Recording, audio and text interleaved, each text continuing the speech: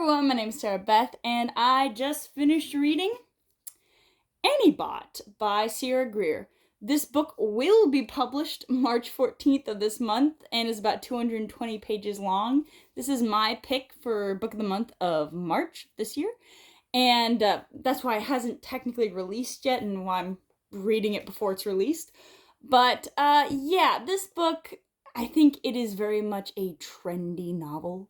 I don't think that is actually great. I think a lot of people might think it is, but I have some very specific qualms.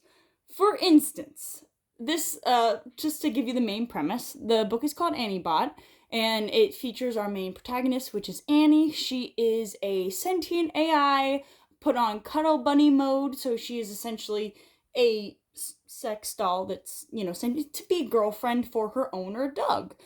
And the novel tries to paint Doug as a bad guy, as she's gaining sentience. And he never actually does anything terrible to her, and he regrets anything bad that he does do. At one point, her battery runs out and she's uncomfortable, and that was done in a vindictive manner, but, she's a robot. And maybe I'm just being really callous because I'm terrified of AI and I don't want to consider it a human. I just want to think, hey, this is this guy's Roomba. And that is his property. And I think he's a lot nicer to it than a lot of other technology. I mean, you go back in the day and people are whacking on their different appliances with hammers just to try to get to work or. So I don't think he's never been like physically mean to her. He's usually quite civil and polite, and he buys her gifts.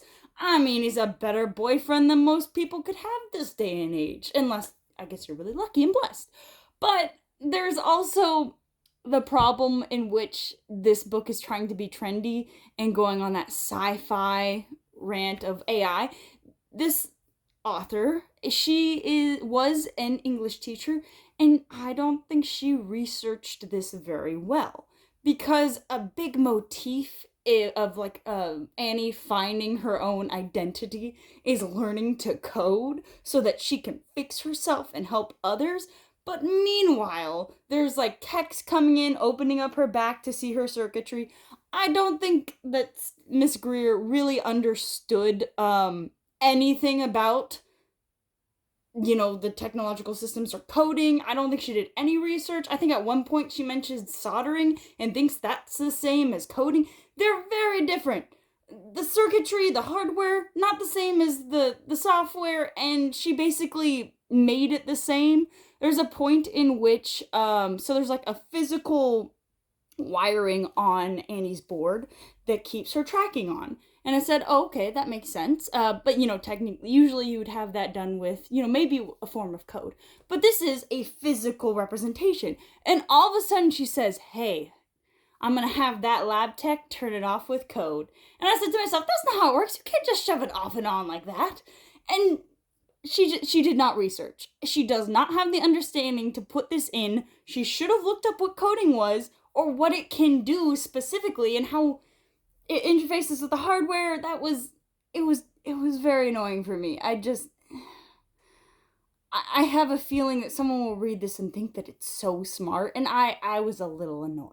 I'm not gonna lie. And then it just also another way it tries to be trendy is, for instance, the Doug takes his robot to counseling because, once again, not a bad owner, and he's open to doing things. But the counselor is a trans woman. And he basically blurts that out, but doesn't say anything negative about her being a trans woman, just says that she's a trans woman. And I think that this was the author's attempt at representation, but it never comes up in any, meaningful way. It didn't really add anything to the story. She wasn't really a big character. It was almost as if the author was trying to check off a box of a trans character to add diversity and inclusion, but she didn't actually add diversity and inclusion.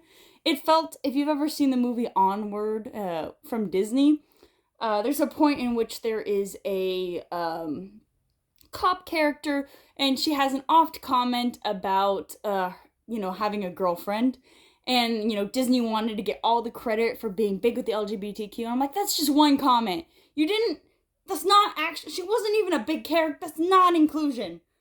No, that's just putting one line in a script that you can cut out when you send it overseas. And that's kind of what it felt like in this book. You could literally tear out that page and it would make no difference to the story, to the inclusion, nothing.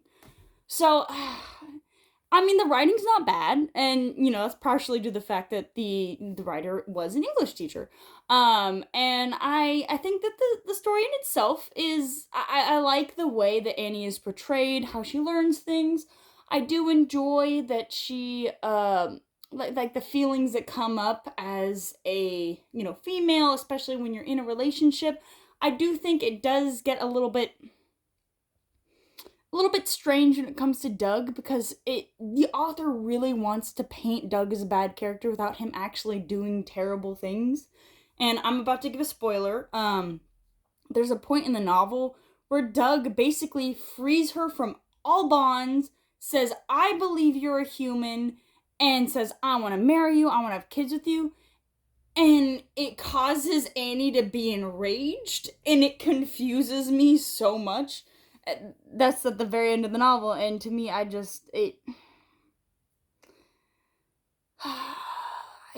just seemed like an angry little child, which she is. She's only 3 years old, but the way that the AI will mature so rapidly, it didn't feel right. I feel like some of the reactions to what Doug did were just really overdone. There's also a bit of a runaway scene in which, she runs away from Doug because, he doesn't want to take her to Vegas, which she is her property.